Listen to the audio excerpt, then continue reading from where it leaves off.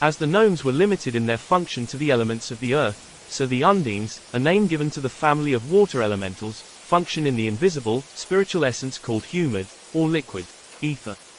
In its vibratory rate this is close to the element water, and so the Undines are able to control, to a great degree, the course and function of this fluid in nature. Beauty seems to be the keynote of the water spirits. Wherever we find them pictured in art or sculpture, they abound in symmetry and grace. Controlling the water element, which has always been a feminine symbol, it is natural that the water spirits should most often be symbolized as female. There are many groups of Undines. Some inhabit waterfalls, where they can be seen in the spray, others are indigenous to swiftly moving rivers, some have their habitat in dripping, oozing fens or marshes, while other groups dwell in clear mountain lakes. According to the philosophers of antiquity, every fountain had its nymph, every ocean wave its oceanid. The water spirits were known under such names as Oreads, Nereides, Limonades, Naiades, water sprites, sea maids, mermaids, and Potomides. Often the water nymphs derived their names from the streams, lakes, or seas in which they dwelt. In describing them, the ancients agreed on certain salient features. In general, nearly all the Undines closely resembled human beings in appearance and size, though the ones inhabiting small streams and fountains were of correspondingly lesser proportions. It was believed that these water spirits were occasionally capable of assuming the appearance of normal human beings and actually associating with men and women.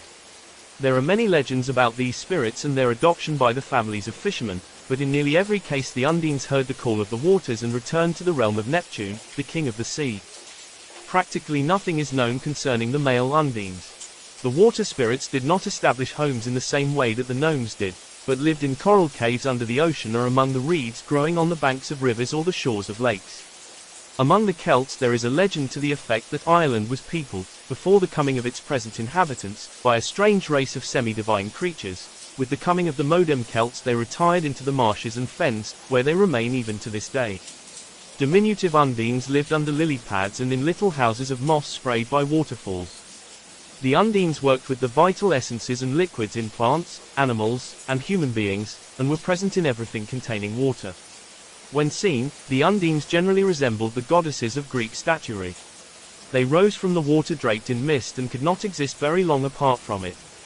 There are many families of Undines, each with its peculiar limitations. It is impossible to consider them here in detail. Their ruler, Nexer, they love and honor, and serve untiringly. Their temperament is said to be vital, and to them has been given as their throne the western corner of creation. They are rather emotional beings, friendly to human life and fond of serving mankind. They are sometimes pictured riding on dolphins or other great fish and seem to have a special love of flowers and plants, which they serve almost as devotedly and intelligently as the gnomes. Ancient poets have said that the songs of the Undines were heard in the west wind and that their lives were consecrated to the beautifying of the material earth. From Lycosthenes Prodigiorum ac Ostentorum Chronicon. Probably the most famous of the Undines were the mythological mermaids, with which early mariners peopled the seven seas. Belief in the existence of these creatures, the upper half of their bodies human in form and the lower half fish-like, may have been inspired by flocks of penguins seen at great distance, or possibly seals. In medieval descriptions of mermaids, it was also stated that their hair was green like seaweed and that they wore wreaths twisted from the blossoms of subaqueous plants and sea anemones.